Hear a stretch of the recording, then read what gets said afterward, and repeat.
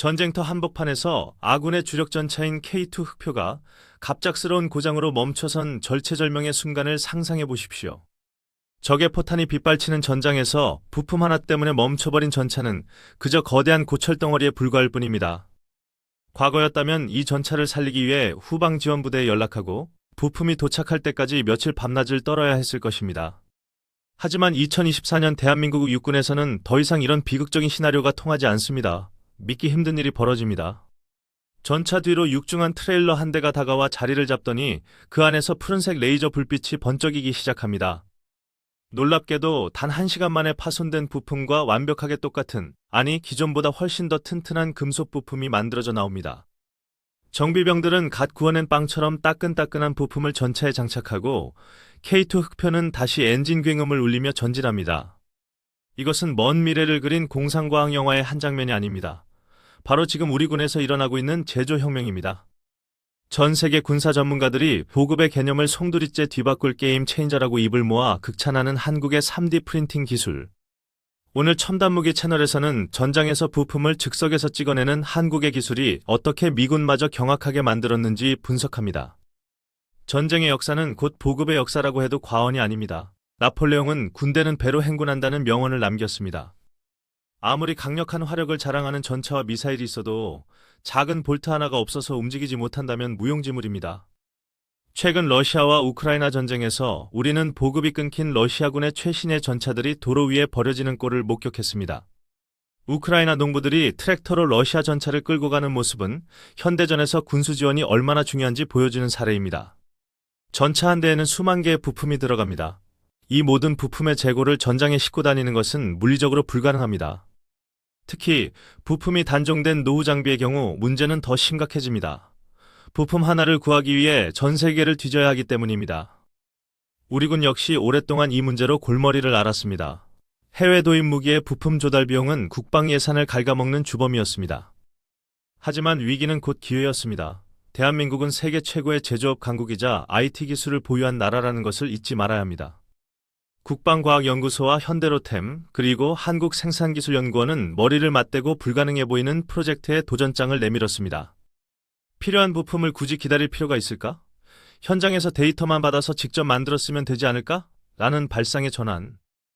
바로 4차 산업혁명의 핵심 기술인 금속 3D 프린팅을 군사작전에 접목시키는 이동형 제조공장 프로젝트의 시작이었습니다. 물론 처음에는 회의적인 시선이 지배적이었습니다. 플라스틱 장난감이나 만드는 기술로 어떻게 전차 부품을 만드냐는 것이었죠. 수십 톤의 충격을 견뎌야 하는 전차의 핵심 부품을 3D 프린터로 만든다는 것은 당시 기술로는 불가능에 가까워 보였습니다. 하지만 한국의 엔지니어들은 끈질긴 연구 끝에 기존의 주물 방식보다 훨씬 뛰어난 강도의 부품을 만드는 데 성공했습니다. 기존의 주조 방식, 즉 틀에 쇳물을 부어 만드는 방식은 내부에 미세한 기포가 생기기 쉽고 강도가 균일하지 않은 단점이 있습니다. 반면 우리 군이 도입한 최첨단 금속 3D 프린팅 기술은 금속 분말을 레이저로 한 층 한 층 녹여서 쌓아 올리는 방식을 사용합니다. 이 적층 제조 방식은 내부 밀도가 99.9%에 달해 기존 주조 부품보다 내구성이 훨씬 뛰어나고 수명도 길어집니다.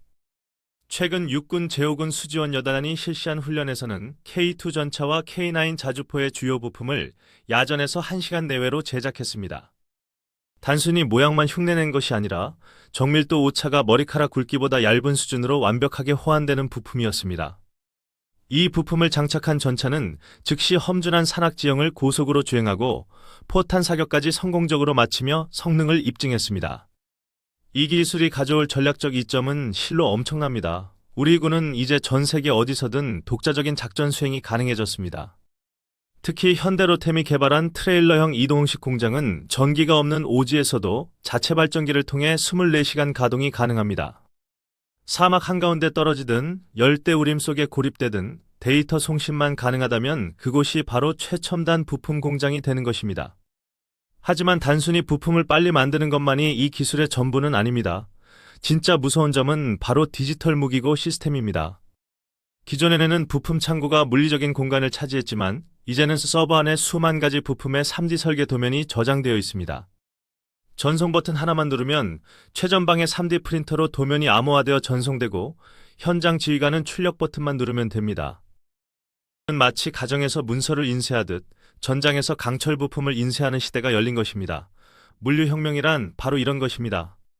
미 국방부가 한국의 이 시스템을 보고 혀를 내두른 이유가 있습니다. 미군은 전 세계에 기지를 두고 있어 물류 비용이 천문학적입니다. 그들은 한국군이 구현한 이 효율적인 시스템을 벤치마킹하고 싶어 안달이 났으며 기술 교류를 강력하게 요청하고 있는 상황입니다. 실제로 한미연합훈련에서 미군 장성들은 한국군의 3D 프린팅 정비 트레일러를 방문하여 놀라움을 감추지 못했습니다. 이것이야말로 미래 육군의 표준 모델이다. 우리가 수십 년간 고민했던 문제를 한국이 먼저 해결했다라며 극찬을 아끼지 않았습니다. 미국조차도 일부 부품에 한해 실험적으로 적용하고 있는 단계인데 한국은 이미 야전 운용이 가능한 수준까지 끌어올렸기 때문입니다. 이 기술의 적용 범위는 단순히 긴급 수리에만 그치지 않습니다. 노후화된 무기를 되살리는 심폐소생술 역할도 하고 있습니다. 발칸포나 구형 헬기인 500MD 같은 경우 제조사가 문을 닫아 부품 하나를 구하려면 수천만 원을 부르거나 아예 구할 수 없었습니다. 하지만 3D 스캐닝 기술을 이용하면 파손된 부품을 스캔하여 역설계한 뒤 프린터로 똑같이, 아니 더 튼튼하게 만들어낼 수 있습니다. 이로 인해 우리 군은 연간 수백억 원의 국방 예산을 절감하고 있으며 장비 가동률을 획기적으로 높여 전력 공백을 최소화하고 있습니다. 또한 3D 프린팅 기술은 복잡한 형상의 부품을 한 번에 출력할 수 있어 여러 부품을 조립해야 하는 기존 방식보다 효율적입니다. 무게는 줄이면서도 강도는 높이는 최적화 설계가 가능해져 무기체계의 전반적인 성능 향상에도 크게 기여하고 있습니다. 이러한 기술적 성취는 K방산 수출에도 날개를 달아주고 있습니다. 폴란드를 비롯한 수출 대상국들이 주목하는 포인트가 바로 이것입니다. 무기를 수입하는 국가 입장에서는 성능만큼이나 중요한 것이 바로 후속 군수 지원, 즉 유지보수가 얼마나 원활한가 하는 점입니다. 한국 무기를 사면 부품 걱정은 없겠다라는 인식이 퍼지면서 K2 전차와 K9 자주포의 수출 경쟁력은 하해 추종을 불허하게 되었습니다. 폴란드 현지에 한국형 정비센터를 구축하고 3D 프린팅 기술까지 전수한다면 이는 단순한 무기 판매를 넘어 기술 동맹으로 이어질 것입니다. 물론 일각에서는 3D 프린팅 부품의 신뢰성을 어떻게 100% 담보하느냐라는 의문을 제기하기도 합니다. 당연한 우려입니다. 하지만 이는 기술의 발전 속도를 모르고 하는 소리입니다. 우리 연구진은 이미 항공기 엔진 부품에 쓰이는 특수 소재 기술을 확보했습니다. 티타늄 합금이나 인코넬 같은 특수금속은 가공이 매우 어렵지만 3D 프린팅으로는 형상의 제약 없이 자유롭게 만들 수 있습니다. 심지어 전투기의 제트 엔진 부품까지 3D 프린팅으로 제작하여 테스트를 마쳤으며 이는 극한의 고온과 고압을 견딘다는 증거입니다. 해외 방산 선진국이라 불리는 독일이나 영국도 이제 막 걸음마를 떼는 단계에서 한국은 이미 실전 배치 단계에 진입했다는 것이 팩트입니다. 우리는 더 이상 선진국의 기술을 베끼거나 뒤따라가는 추격자가 아닙니다. 이제는 우리가 표준을 만들고 세계가 따라오게 만드는 선도자입니다. 이뿐만이 아닙니다. 한국군은 여기서 멈추지 않고 인공지능 AI와 로봇이 결합된 완전 자동화 정비 시스템을 꿈꾸고 있으며 전차 스스로 자신의 상태를 진단하고 고장이 예상되는 부품을 미리 AI가 파악하여 3D 프린터에 제작 명령을 내린 시스템입니다. 이렇게 되면 전차가 고장나기도 전에 이미 예비 부품이 완성되어 정비병의 손에 들려있는 그야말로 꿈같은 일이 현실이 될 날이 머지 않았습니다. 또한 폭발물 처리 로봇이나 정찰용 드론이 파손되었을 때도 현장에서 즉시 외피나 프로펠러를 출력하여 다시 날려보내는 전술도 개발 중입니다. 이것은 단순한 기술의 진보가 아니라 우리 군의 생존성과 전투 지속 능력을 비약적으로 상승시키는 군사혁명 그 자체입니다. 과거 한국전쟁 당시 소총 한자로 만들지 못해 남의 나라 무기를 빌려 써야 했던 서러움을 기억하십니까?